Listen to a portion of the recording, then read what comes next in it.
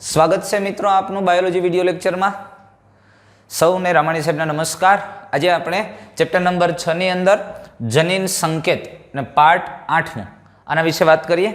જનીન સંકેત ખરેખર શું છે, કેવી રીતે નક્કી થયા એની થોડી આપણે વાત કરવી છે। તો જો સ્વયંજનન અને પ્રત્યાંકન દરમિયાન ન્યુક્લિક એસિડમાંથી બીજો ન્યુક્લિક એસિડનું પ્રત્યાંકન થતું હતું। સ્વયંજનન અને પ્રત્યાંકનની પ્રક્રિયામાં આપણે જોઈ ગયા કે એક ન્યુક્લિક એસિડમાંથી બીજો ન્યુક્લિક એસિડ બનતો હતો। દાખલા તરીકે સ્વયંજનનની વાત કરીએ તો આ ડીએનએના એક અણુમાંથી ડીએનએના બે અણુ બનતા હતા। ડીએનએના એક અણુમાંથી ડીએનએના એ બન અને પ્રત્યાંકનની પ્રક્રિયામાં આ ડીએનએમાંથી એમઆરએનએનો અણુ બનતો હતો, પણ એક ન્યુક્લિક એસિડમાંથી બીજા ન્યુક્લિક એસિડના અણુઓ સર્જાતા હતા। એટલે વાત એવી કરી છે કે એક ન્યુક્લિક એસિડમાંથી બીજા ન્યુક્લિક એસિડનું પ્રત્યાંકન થાય છે, સ્વયંજનન અને પ્રત્યાંકન।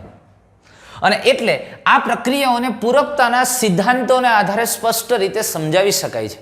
અહીંયા આપણને ખબર છે કે અહીં એડેનિન હોય તો એની સામે થાઇમિન આવશે, ગ્વાનિન હશે તો સાઇટોસિન જ આવશે।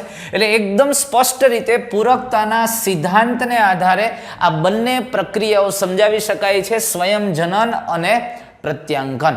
પણ હવે આપણે વાત ભાષાંતરની કરવી છે, તો અહીંયા આ ભાષાંતરની પ્રક્રિયા આનુવંશિક માહિતી સ્થાનાંતરિત કરવી જરૂરી છે। જો ભાષાંતરની પ્રક્રિયામાં આનુવંશિક માહિતીને સ્થાનાંતરિત કરવા જરૂરી છે કે ન્યુક્લિયોટાઇડના પોલિમરમાંથી એમિનો એસિડનું પોલિમરનું સંશ્લેષણ કરવું છે। હવે અહીંયા આવું કરવું છે, ડીએનએમાંથી આરએનએ બન્યું, આરએનએ આ ન્યુક્લિયોટાઇડનો જે ક્રમ છે એને અનુરૂપ એમિનો એસિડનો પોલિમર બનાવવો છે ભાઈ, એમિનો એસિડનો પોલિમર। એટલે વાત સૌથી અગત્યની અહીંયા એ છે કે આ ભાષાંતરની પ્રક્રિયા છે, ભાષાંતરની પ્રક્રિયા થાય છે ત્યાં સૌથી વિશેષ વાત એ છે કે ન્યુક્લિક એસિડના અનુક્રમને આધારે એમિનો એસિડનો પોલિમર બનાવવો હતો। એક ન્યુક્લિક એસિડનો અનુક્રમ હતો, એને આધારે બીજો, એ તો પૂરકતાના સિદ્ધાંતને આધારે સેટ થતું હતું। એ આપણને ખબર હતું કે એડેનિન હોય તો થાઇમિન ગોઠવાઈ જાય અને ગ્વાનિન હોય તો અહીંયા સાઇટોસિન આવી જાય, ઓકે। પણ હવે અહીંયા એમિનો એસિડ કેવી રીતે ગોઠવાય? દાખલા તરીકે મિથિયોનિન એમિનો એસિડ ગોઠવાનું છે, થ્રીઓનાઇન એમિનો એસિડ છે, તો આ ક્રમશઃ કોને આધારે?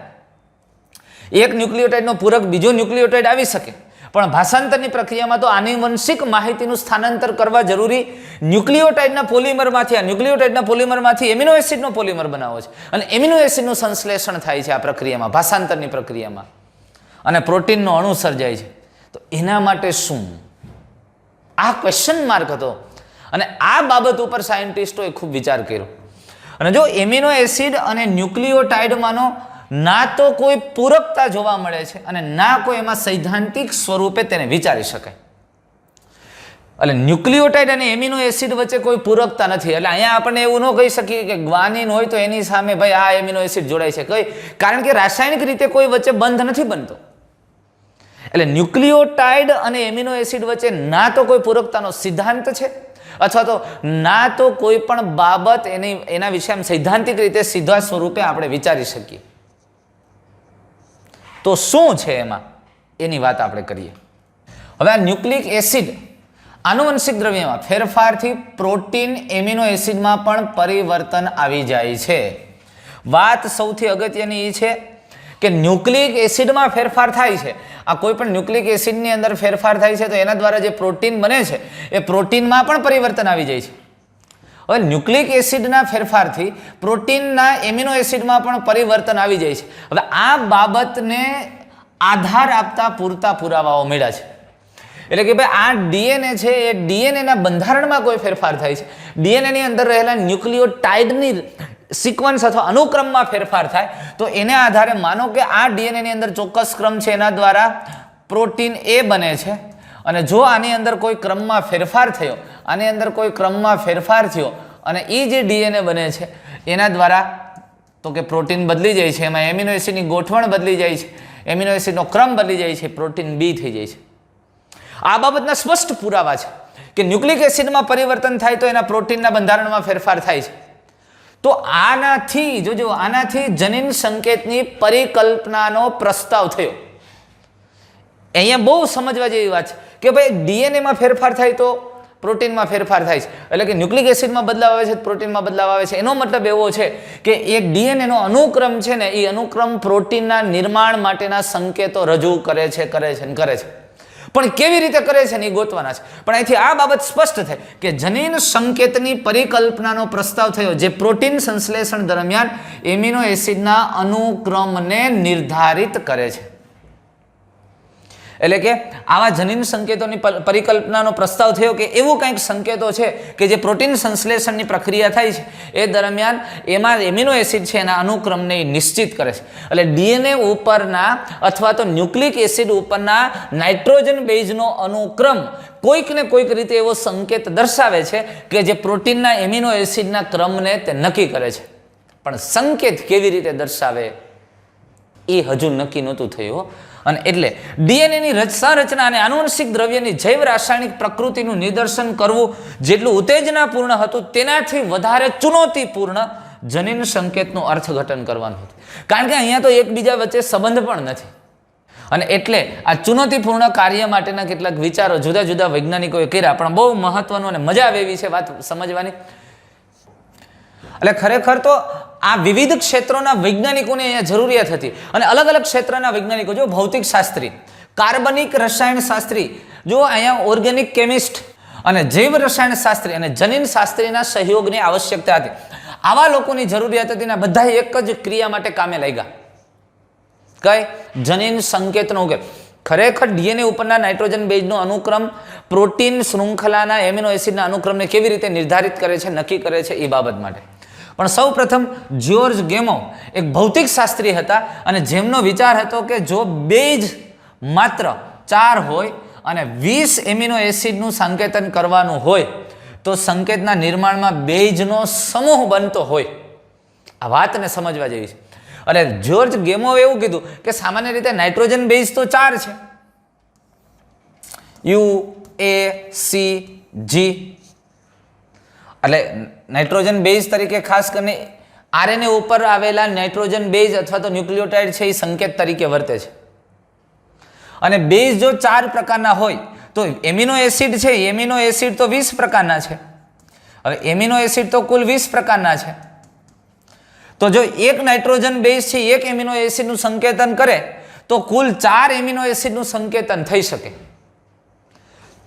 માનો કે આ યુ છે અથવા તો યુરેસિલ વાળો નાઇટ્રોજન બેઝ છે કોઈ એક એમિનો એસિડ, માનો કે મિથિયોનિનનું સંકેતન કરે છે. આ એડેનિન છે એ ખાલી સમજવા માટેની વાત છે કે માનો કે આ એડેનિન છે એ ટ્રિપ્ટોફેનનું સંકેતન કરે છે. તો આમ કુલ 4 એમિનો એસિડનું સંકેતન થાય તો બાકીના 16 શું એનું કેવી રીતે નક્કી કરવું?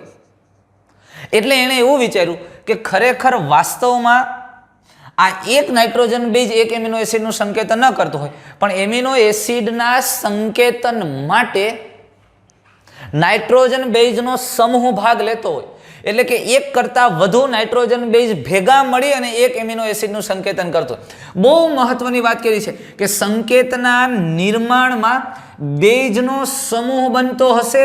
બેઝનો સમૂહ એક નાઇટ્રોજન બેઝથી એમિનો એસિડનું સંકેતન નહીં થતું.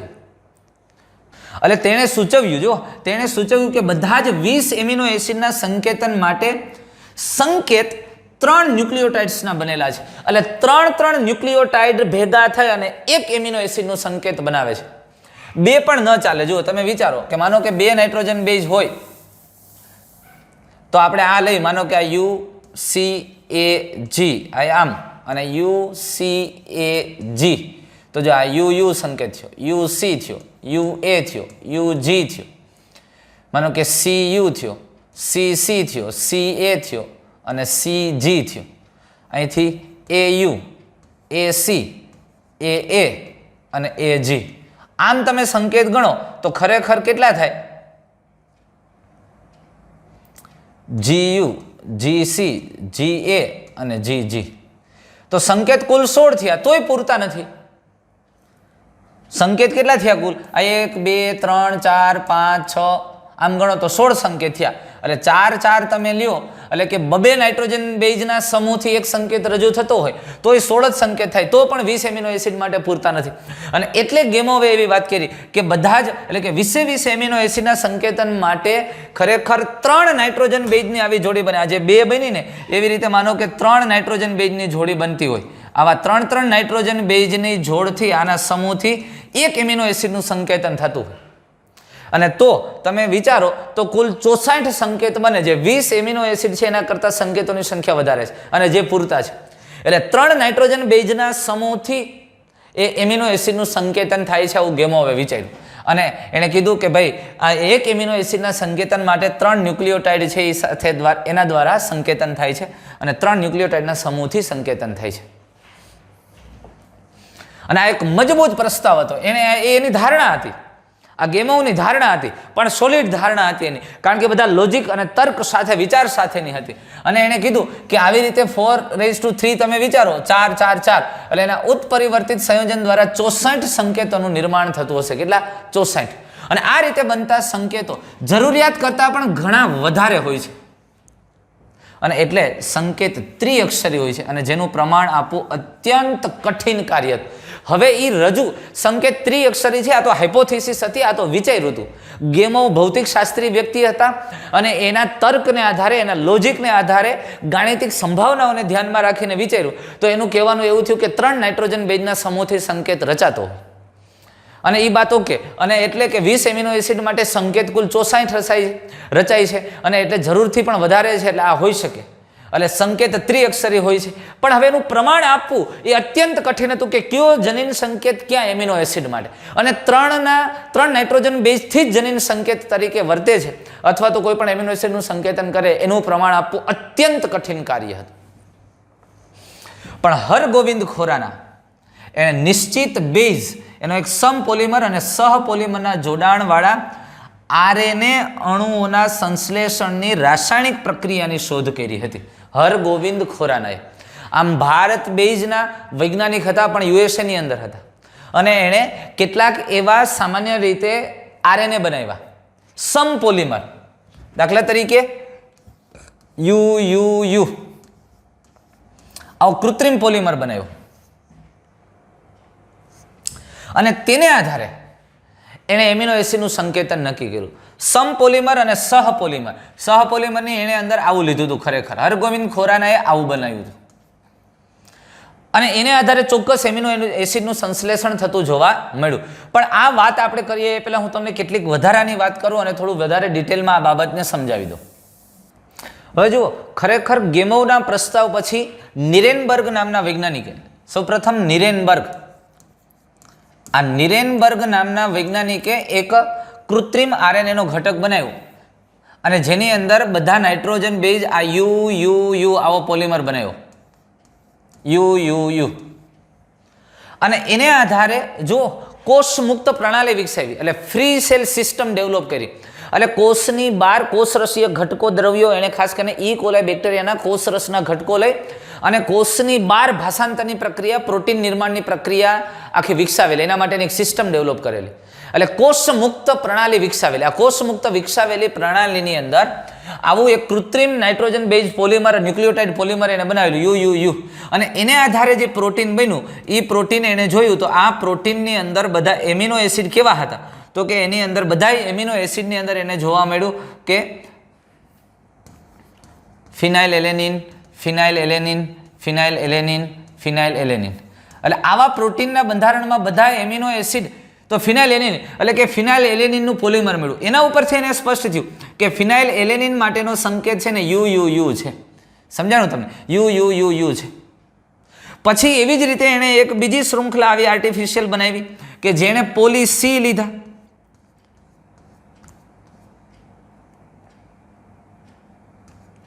હવે પોલી સી શૃંખલા આખી વિકસાવી. પોલી સી અને એને આધારે જે પ્રોટીન બન્યું એ પ્રોટીન એને જોયું આમાંથી બનતું આ કોષ મુક્ત પ્રણાલીની અંદર એને પ્રોટીન બનાવ્યું આર્ટિફિશિયલ. તો એની અંદર બધા એમિનો એસિડ છે એ પ્રોલિન. અને આ પ્રોલિન એમિનો એસિડની સંખ્યા જોવા મળી. આના ઉપરથી એને એ વિચાર્યું કે ભાઈ પ્રોલિન માટેનું જ સંકેત છે એ સી છે. ફિનાઇલ એલેનિન માટેનો સંકેત છે યુ છે. અને ત્યાર પછી હરગોવિંદ ખોરાના, હવે જોજો, હરગોવિંદ ખોરાનાએ સહપોલિમર શૃંખલા બનાવી અને એણે જે શૃંખલા બનાવી એણે આ પ્રકારની શૃંખલા બનાવી. એણે ન્યુક્લિયોટાઇડ યુસી નો પોલિમર લીધો, આવો પોલિમર લીધો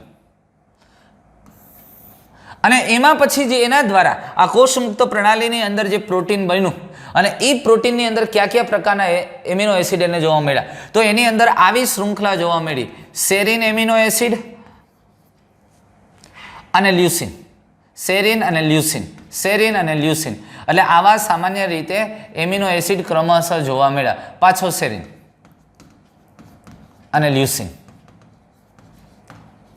એટલે આના ઉપરથી એને આ હરગોવિંદ ખોરાના, જો આમ મૂળ ભારતીય હતા અને યુએસએની અંદર વિસ્કોન્સિન યુનિવર્સિટીની અંદર તે બાયોકેમિસ્ટ તરીકે કામ કરતા હતા, વિસ્કોન્સિન યુનિવર્સિટીમાં. અને એણે આવા સહપોલિમરને આધારે નક્કી કર્યું અને પછી એણે એવું કીધું કે ભાઈ આ સેરીન છે એ સેરીન એમિનો એસિડ માટેનો સંકેત કહી શકીએ UCU અને આ લ્યુસિન છે એ લ્યુસિન માટેનો સંકેત તમે કહી શકો CUC.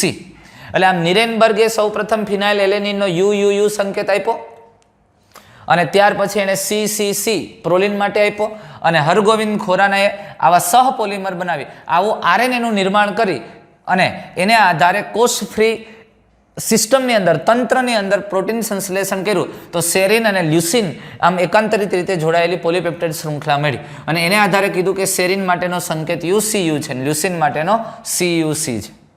અને આમ સામાન્ય રીતે ત્રિઅંકી સંકેતના કેટલાક પુરાવાઓ મળ્યા અને આમ માર્સેલ નિરેનબર્ગ પ્રોટીન સંશ્લેષણ માટેની કોષ મુક્ત પ્રણાલી સેલ ફ્રી સિસ્ટમના સંકેતના અર્થઘટન માટે ખૂબ મદદરૂપ બની.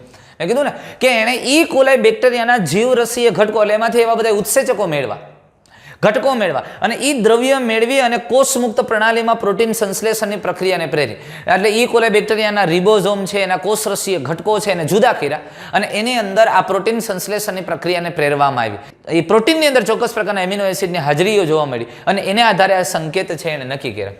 આ સેવેરો ઓકોઆ ઉત્સેચક છે એ સામાન્ય રીતે આરએનએના સ્વતંત્ર રૂપે ટેમ્પલેટના આરએનએના સ્વતંત્ર રૂપે ટેમ્પલેટના નિશ્ચિત અનુક્રમ સાથે બહુલીકરણ થવા માટેની સહાયતા પ્રદાન કરે છે. એટલે જો ચોક્કસ આરએનએનું નિર્માણ કરવું છે તો એના માટે આ ઉત્સેચકનું ટૂંકમાં આ એક આરએનએ પોલિમરેઝ તરીકે કામ કરે, પણ એ કૃત્રિમ રીતે મેળવેલો છે. બેક્ટેરિયા કે એવા ઘટકોની મદદથી ડેવલપ કરેલો છે, મેળવેલો છે, કૃત્રિમ રીતે એને આઇસોલેટ કરેલો ઉત્સેચક છે અને એટલે એને નામ આપેલું છે સેવેરો ઓકોઆ. અને આ ઉત્સેચક એક ટેમ્પલેટ શૃંખલા ન્યુક્લિયોટાઇડ છે એ ગોઠવવા માટે મદદરૂપ થાય છે અને બહુલીકરણ કરવાની પ્રક્રિયા માટે જવાબદાર છે. એટલે જેવા પ્રકારના ન્યુક્લિયોટાઇડ સેટ કરવા, દાખલા તરીકે પોલી યુ બનાવ્યું તો પોલી યુમાં બધા જ યુરેસિલ નાઇટ્રોજન બેઝ ધરાવતા ન્યુક્લિયોટાઇડને ભેગા કર્યા યુ. તો આવા પ્રકારના પોલિમર બનાવવા માટે આ ઉત્સેચક છે એ ઉપયોગી બને છે.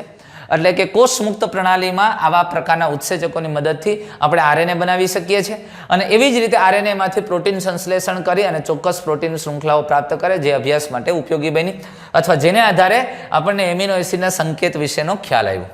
અને અંતમાં આ આનુવંશિક સંકેતનું ચેકરબોર્ડ, આ આનુવંશિક સંકેતનું ચેકરબોર્ડ છે એ ચેકરબોર્ડ તૈયાર કરવામાં આવ્યું. એટલે પછી આખું ત્રિઅંકી સંકેતનું એક ચેકરબોર્ડ તૈયાર કર્યું અને જેને આધારે દરેકે દરેક એમિનો એસિડ 20 એમિનો એસિડ ક્યાં જનીન સંકેતથી સંકેત પામે છે એની વાત કરી અને આખું ચેકરબોર્ડ તૈયાર કરવામાં આવ્યું. તો જોઈએ આપણે આ ચેકરબોર્ડ. હવે અહીંયા સામાન્ય રીતે કેવી રીતે તૈયાર કરવા, તો કે જો એક બાજુ UCAG આવી રીતે લખ્યું, બીજું UCAG આ બીજું સ્થાન અને ત્રીજો અક્ષર અહીંયા લખી નાખો UCAG. એટલે જુઓ અહીંથી યુ, આ યુ અને યુ, પછી UUC, UUA, UUG, એવી રીતે CUU, CUC, CUA, CUG, એવી જ રીતે AUU, AUC, AUA, AUG, પછી GUU, GUC, GUA અને GUG. એવી જ રીતે અહીંયા જો UCU, UCC, આ બે તો કોમન જ રહેશે આખા બોક્સમાં, UCA, UCG. પછી જુઓ અહીંથી CCU, CCC, CCA, CCG, એ રીતે અહીંથી A, અહીંથી C, ACU, ACC, ACA, ACG, એ રીતે GCU, GCC, GCA, GCG. એવી જ રીતે UAU, અહીંથી A અને આ U, પછી UAC, UAA, બધા એમાં બે અક્ષર તો કોમન જ રહેશે, અહીંયા બદલશે CAU, CAC, CAA, CAG, વળી પાછું આ A એવો તો AAU, પણ આ ક્રમ ખાસ અગત્યનો છે. આ ક્રમ UCAG આ ન બદલે, આમ જ રાખવો પડે તો જ સંકેત મેળ ખાશે. UCAG આ મગજમારી. આમ કુલ 64 પ્રકારના સંકેતો સર્જાય છે. કેટલા પ્રકારના? 64 પ્રકારના સંકેતો રચાય છે. 64. હવે આ બધા જ યાદ રાખવા પડશે, અને યાદ રાખવા માટે બહુ સરળતાથી તમને ખબર છે, જો તમે જ્યારે સ્કૂલે આવશો ત્યારે આ પૂછવામાં આવશે.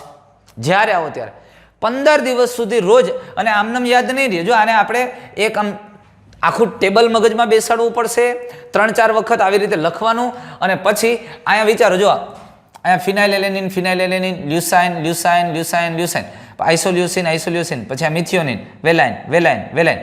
તો આને યાદ કેવી રીતે રાખશો? હું આવી રીતે યાદ રાખું. આ ક્રમ આપણને ખબર પડી જાય, પેલા ખાનામાં આ જ ક્રમ હોય, બીજામાં આ જ હોય, કારણ કે આ તો સિક્વન્સ ગોઠવવાની ખબર. ફિલ લ્યુ લ્યુ ઇલ્યુ મેટ વેલા, ફિલ લ્યુ લ્યુ ઇલ્યુ મેટ વેલા. એટલે લોકેશન ખબર પડી ગઈ. પેલા બે ફિનાઇલેલેનિન, એના પછીના બે લ્યુસિન, પછીના 4 લ્યુસિન, પછીના 3 છે આઇસોલ્યુસિન, પછી મિથિયોનિન અને વેલાઇન. પછી એવી જ રીતે સરપ્રોથ્રિયોએલા, સેરિન, પ્રોલિન, થ્રિયોનિન, એલેનાઇન.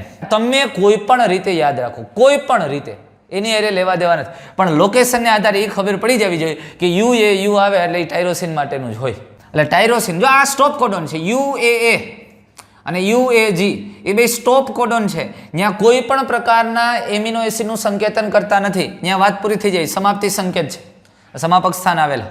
પછી CAU આ હિસ્ટિડિન માટેના, આ ગ્લુટેમાઇન, GLN એ ગ્લુટેમાઇન છે, આ મગજમારી એ ગ્લુટેમાઇન. ત્યાર પછી એસ્પાર્જિન, ASN એસ્પાર્જિન, આ એસ્પાર્જિન. પછી LYS લાઇસિન, જોજો ASP એસ્પાર્ટિક એસિડ. પછી GLU ગ્લુટેમિક એસિડ, આ ગ્લુટેમિક એસિડ. પછી CYS સિસ્ટીન, પાછું સ્ટ્રોપ કોડોન. જો એટલે UAA, UAG અને UGA એ સ્ટોપ કોડોન છે, આ ત્રણેય. આ સમાપ્તિ સંકેત છે. પછી TRP ટ્રિપ્ટોફેન, પછી ARG આર્જિનિન, આર્જિનિન, સેરિન, પાછું આર્જિનિન, પછી GLY એટલે ગ્લાયસિન. એટલે આ સંકેતો ખાસ યાદ રાખજો. ફિનાઇલેલેનિન, લ્યુસિન, આ બધા લ્યુસિન, આ આઇસોલ્યુસિન છે, methionine, valine, serine, proline, threonine, alanine, tyrosine, stop codon, histidine, glutamine, asparagine, lysine, aspartic acid, glutamic acid, cysteine, stop, tryptophan, arginine, serine, arginine, glycine. આ લોકેશન યાદ રાખી લેવાના. તમે જે રીતે યાદ રાખો, મેં કીધું એવી રીતે, આમ કોઈ પણ નામ યાદ રાખીને તમે રાખી શકો, આમ લીટી કરીને, અથવા વારંવાર આનું લોકેશન ફિક્સ કરજો. અહીંયા સિસ્ટીન છે, ટ્રિપ્ટોફેન છે, આર્જિનિન છે. જો અહીંયા 4 આર્જિનિન ને 2 અહીંયા, કુલ આર્જિનિન માટેના 6 સંકેત થયા.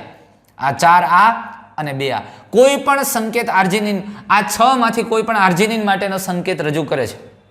સમજમાં આવ્યું? એટલે આ 2 હિસ્ટિડિન માટેના સંકેત છે, આ 2 છે એ ગ્લુટેમાઇન માટેના સંકેત છે. એટલે એ મગજમાં તમારે બેસણ. અહીંથી લોકેશન આવે ને એટલે સીધું ગ્લુટેમાઇન, એટલે કે ઓકે CA અને છેલ્લા 2, એટલે ખબર જ હોય CAA, CAG. આમ જ યાદ રાખવાનું. દાખલા તરીકે થ્રિયોનાઇન, થ્રિયોનાઇન એટલે લોકેશન ખબર હોય, કે લોકેશન આપણને સ્પષ્ટ હોય થ્રિયોનાઇનનું, કે ત્રીજી હરોળ અને બીજો કોલમ, ત્રીજી હરોળ ને બીજો કોલમ, એટલે અહીંયા A આવે, અહીંયા C આવે, તો ACU, ACC, ACA, ACG. સમજમાં આવે છે? વેલાઇન એટલે કે ભાઈ પહેલા જ કોલમની ચોથી હરોળ ખબર હોય, GUU, GUC, GUA, GUG, વેલાઇન. સમજમાં આવ્યું? આ રીતે આ કોડ છે એને યાદ રાખવા સરળ પડશે, ખૂબ સહેલા છે. આમ કુલ 20 એમિનો એસિડનું સંકેતન આ જનીન સંકેતો દ્વારા થાય છે, ત્રિઅક્ષરી સંકેત દ્વારા થાય. હવે એના કેટલાક ગુણધર્મોની આપણે વાત કરીએ. હવે જો જનીન સંકેતના મુખ્ય ગુણધર્મોની વાત આપણે કરવી છે. હવે જનીન સંકેત એ ત્રિઅંકી છે, એ તો આપણને ખબર છે, તમને મને બેન ખબર છે. જનીન સંકેત એ ત્રિઅંકી છે, અને તે પૈકી 61 સંકેતો એમિનો એસિડ માટેનું સંકેતન કરે અને 3 સંકેત કોઈ પણ એમિનો એસિડનું સંકેતન કરતા નથી. આથી તેમને સમાપ્તિ સંકેત કહેવામાં આવે, સમાપ્તિ સંકેત તરીકેનું કાર્ય કરે.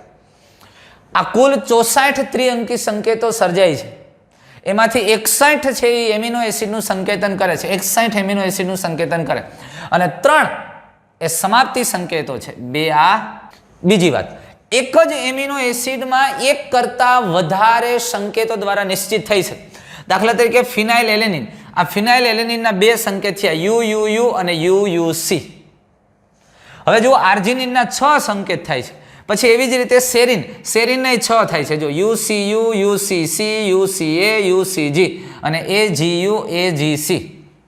એટલે એક જ એમિનો એસિડ એક કરતા વધારે સંકેતો દ્વારા નિશ્ચિત થઈ શકે છે અને આવા સંકેતોને અવનત સંકેતો કહેવામાં આવે છે. અવનત, ડીજનરેટ કોડ કહેવાય અને ડીજનરેટ, અવનત સંકેત શબ્દ આના માટે વાપરો છે.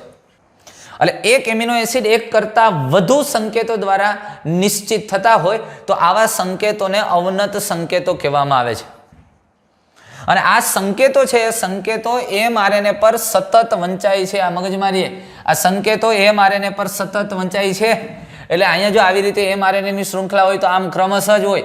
હા, પણ આ 3-3 હોય, એ 3-3 નક્કી કરે છે, પણ ત્યાં ક્યાંય વચ્ચે અલ્પવિરામ એટલે કે કોમા કે એવી વ્યવસ્થા નથી. એ તો આમ સતત જ વંચાય છે. એટલે સંકેત mRNA પર સતત વંચાય છે, તેની વચ્ચે વિરામ હોતો નથી કે વચ્ચે ગેપ હોતો નથી. આનો મતલબ એવો થાય કે અહીંયા ફિનાઇલ એલેનિન જોડાશે, અહીંયા ફિનાઇલ એલેનિન, પછી જો UCU એટલે કે અહીંયા સિરાઇન એમિનો એસિડ આવી જશે, પછી જો CCU એટલે કે અહીંયા પ્રોલિન એમિનો એસિડ આવી જશે, પછી AAU એટલે તમે નક્કી કરો અહીંયા એસ્પાર્જિન આવી જશે અને ત્યાર પછી AAC એટલે કે એસ્પાર્જિન પાછો આવશે અને પછી UAA, સ્ટોપ, અહીંયા કોઈ નહીં આવે. આવા 5 એમિનો એસિડની પ્રોટીન શૃંખલા સર્જાશે. એટલે એમિનો એસિડના સંકેતો સતત વંચાય છે mRNA ઉપર. સમજમાં એવી વાત. હવે આવા જનીન સંકેત, એના પછીની વાત કરીએ તો જનીન સંકેત સર્વવ્યાપી છે ભાઈ. અરે દરેક સજીવમાં અત્ર તત્ર સર્વત્ર સર્વવ્યાપી છે.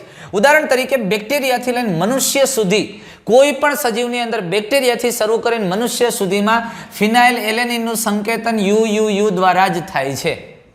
એટલે કે UUU જનીન સંકેત એ મનુષ્યની અંદર ફિનાઇલ એલેનિનનું સંકેતન કરે છે અને બેક્ટેરિયાની અંદર ફિનાઇલ એલેનિનનું કરે છે. પછી એની વચ્ચેના કોઈ પણ પ્રાણી અથવા વનસ્પતિ સમુદાય લઈ લ્યો, UUU આ સંકેત હંમેશા ફિનાઇલ એલેનિન માટે જ છે. પણ એક બહુ મહત્વની વાત કરી છે કે આ નિયમમાં કણાભસૂત્રીય સંકેતો અને કેટલાક પ્રજીવોમાં અપવાદ જોવા મળે છે. કણાભસૂત્રની અંદર 1-2 સંકેતમાં વેરિએશન છે ને અમુક પ્રજીવની અંદર માઇનોર તફાવત જોવા મળ્યો છે, ધ્યાનમાં આવ્યો છે. બાકી બીજા કોઈ સજીવમાં આવું ધ્યાનમાં આવ્યું નથી. પણ કેટલાક પ્રજીવ અને કણાભસૂત્રની અંદર મળ્યા છે. કેવા ફેરફારો છે એની જરા વાત આપણે કરીએ. એક એક્સ્ટ્રા નાનકડો પોઈન્ટ વચ્ચે લઈ લઉં છું. પૃષ્ઠવંશી પ્રાણીઓના કણાભસૂત્રની અંદર કંઈક થોડુંક જુદું જોવા મળે. સામાન્ય રીતે મોટાભાગના સજીવ કે પ્રાણીઓની અંદર UAA, UAG અને UGA એ સ્ટોપ કોડોન છે, એ સમાપ્તિ સંકેત છે. પણ પૃષ્ઠવંશી પ્રાણીઓના કણાભસૂત્રની અંદર AGA અને AGG આ સ્ટોપ કોડોન તરીકે વર્તે છે. AGA અને AGG અને UGA આ સ્ટોપ કોડોન તરીકે નથી વર્તતો. જો આ સ્ટોપ કોડોન તરીકે વર્તે છે પૃષ્ઠવંશી પ્રાણીઓના કણાભસૂત્રમાં અને આ સ્ટોપ કોડોન તરીકે નથી વર્તું. એ સ્ટોપ કોડોન તરીકે નથી વર્તું.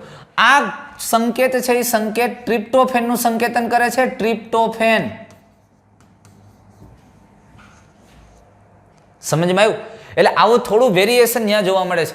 AGA અને AGG જે છે એ સ્ટોપ કોડોન તરીકે વર્તે છે અને ત્યાં કણાભસૂત્રની અંદર પૃષ્ઠવંશી પ્રાણીઓના કણાભસૂત્રમાં UGA છે એ સ્ટોપ કોડોન તરીકે નથી વર્તું, જે સામાન્ય કોષોની અંદર અથવા તો બાકીના ભાગોમાં વર્તે, પણ કણાભસૂત્ર પૂરતી જુદું રીતે વર્તે અને ત્યાં એ ટ્રિપ્ટોફેન એમિનો એસિડનું સંકેતન કરે છે. એવી જ રીતે સામાન્ય પ્રાણીઓની અંદર AUA એ આઇસોલ્યુસિનનું સંકેતન કરે છે. જો AUA આઇસોલ્યુસિન એ આવી જ રીતે કણાભસૂત્રની અંદર આવા પૃષ્ઠવંશી પ્રાણીઓના કણાભસૂત્રની અંદર AUA એ મિથિયોનિન માટેનું સંકેતન દર્શાવે છે. એટલે આવા થોડા વેરિએશન કણાભસૂત્રની અંદર અથવા કેટલાક પ્રજીવની અંદર આવા માઇનોર વેરિએશન જોવા મળે છે. એ અપવાદ છે, બાકી બધે જોવા મળતા નથી. એટલે કહેવાનો મતલબ એ છે કે અહીંયા થોડું અપવાદ ક્યાંક જોવા મળે છે, પણ બાકી સર્વવ્યાપી છે, બધી જગ્યાએ કોમન છે. આ બધા જ સંકેતો છે દરેક સજીવ માટે એક સરખા લાગુ પડે છે, સિવાય અપવાદ કિસ્સાઓ એ કણાપ સૂત્ર અને કેટલાક પ્રજીવની અંદર. બીજી વાત કરીએ તો આ એયુજી છે એ બેવડા કાર્ય કરે છે. એયુજી સંકેત બેવડું કાર્ય કરે. એયુજી એક તો મિથિયોનિન એમિનો એસિડ માટેનું સંકેતન કરે છે, મિથિયોનિન માટે સંકેત આપે, અને સાથે સાથે કોઈ પણ પ્રોટીન સંશ્લેષણનો પ્રારંભિક સંકેત છે. હંમેશા પ્રોટીન સંશ્લેષણની શરૂઆત મિથિયોનિનથી જ થાય. એટલે પેલો એમિનો એસિડ મોટે ભાગે કયો હોય? મિથિયોનિન. કારણ કે કોઈ પણ એમઆરએનએ હશે તો અહીંયા પેલો સંકેત તરીકે કોણ આવવાનો? એયુજી. એટલે એયુજી સંકેત છે એ પ્રારંભિક સંકેત તરીકે વર્તે છે, અને એટલે મિથિયોનિનનું સંકેતન કરે છે અને પ્રારંભિક સંકેત તરીકે વર્તે છે.